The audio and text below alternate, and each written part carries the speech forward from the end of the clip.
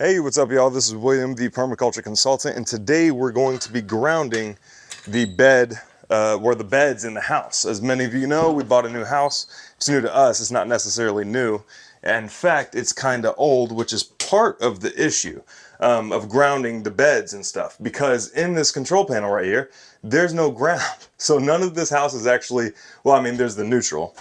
There's that, but there's no ground pulled to the individual outlets and stuff because it's an older house and they only pulled two wires, basically a black and a white, and called it good.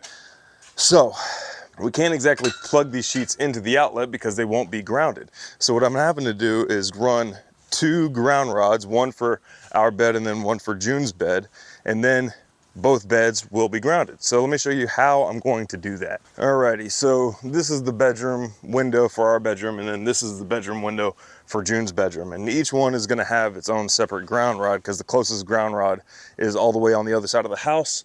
And I have this much copper wire. So I'm not about to go buy a bunch of number 6 soft drawn copper to run across the length of the house, because that would be expensive very, very quickly. So the first thing, I guess you can use number 6. I got this for free, so that's the reason I'm using it. But the first thing I need to do is get this ground rod installed pretty close to this window. And I'm going to show you guys a little trick on installing the ground rod. Okay, so this ground is very, very hard and can't really, you got to figure out a good way to install this. There isn't really a good way to install these ground rods unless you want to use a sledgehammer or what. But the first thing you do is stab a hole in the ground like that, and then you just kind of work it back and forth a little bit until you can't really go anymore. And then you fill that hole with water. And remember, you don't have to use much pressure with this. And then once that hole is filled with water, you just put your ground rod back in and then slowly work it back up and down again, and let the hydrostatic pressure of the water actually dig the hole. I'm not using much pressure at all, and this ground rod is already pretty deep in the ground. In fact, I got a bunch of mud on my lens. And literally just with, you know, a little bit of water and pressure, you can run this ground rod. Look how tall this is. This is how it is, how tall it is ground level. And then just by using a little bit of water and working it back and forth, you can sink it down pretty good. I'm gonna raise this ground clamp a little bit so I can get this further in the ground. Pull this out, pour a little bit more water in there. And obviously you don't need a whole bucket's worth. Like a cup of water would probably do you. I just had it available, pretty handy. And then you just keep working it down until you get to the desired depth. And Dad from Permapatcher's Farm is the one that showed me how to do this. And if you're interested on grounding sheets, check out Redemption Shield down below. Now, I'm not getting paid to do this, but I did get a 10% discount code from Dad for this. So if you guys want some, there's a 10% discount code down below. You're welcome. You ever see somebody install a ground rod by hand before? Anyway, now it's time to do June's. So June is just a little baby, so she doesn't have like a full-blown like bed yet. So she's gonna use just a standing grounding mat underneath the sheets of her crib. And remember, these grounding mats just go underneath your fitted sheets. Otherwise it'd be kind of uncomfortable to sleep on.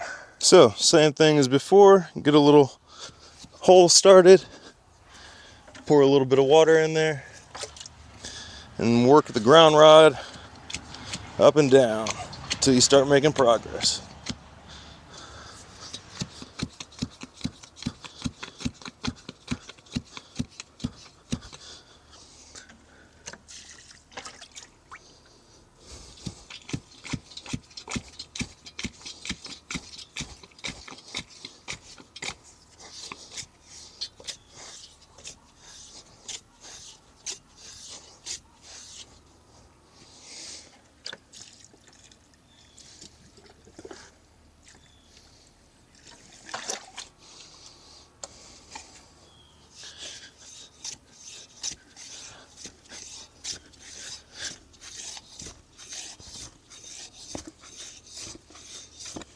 There we go.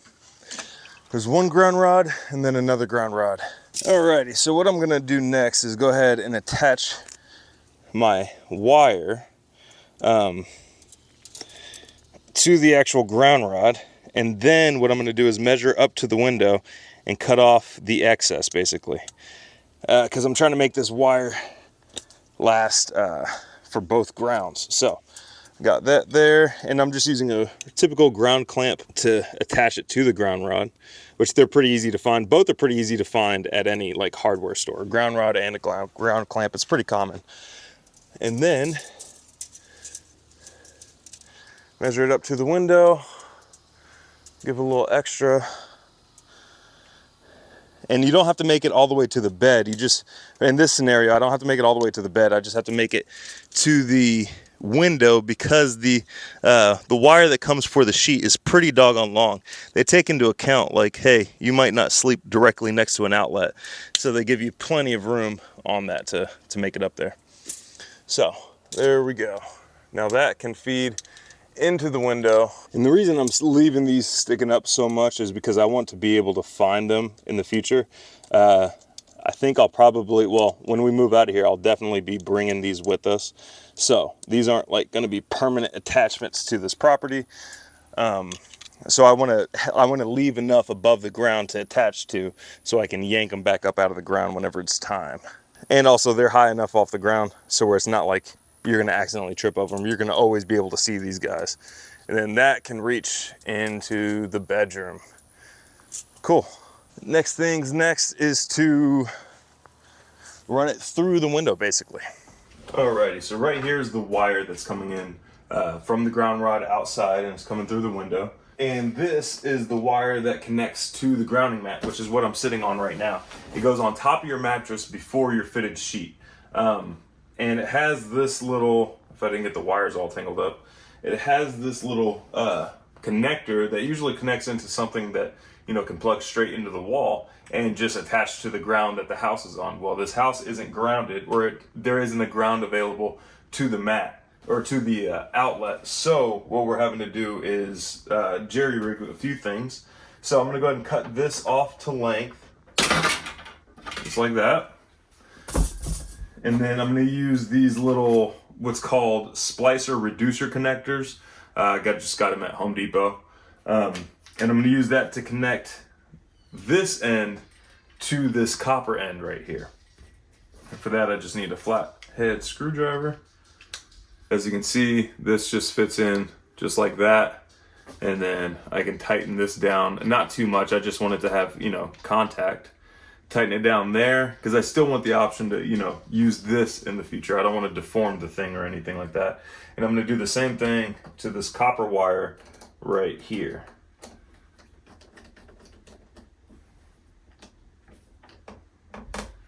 And there we go. Now the soft drawn copper I can kind of bend back behind the headboard and stuff like that, so that way it's not, you know, in the way or anything. Just kind of tuck these wires away. And there we go.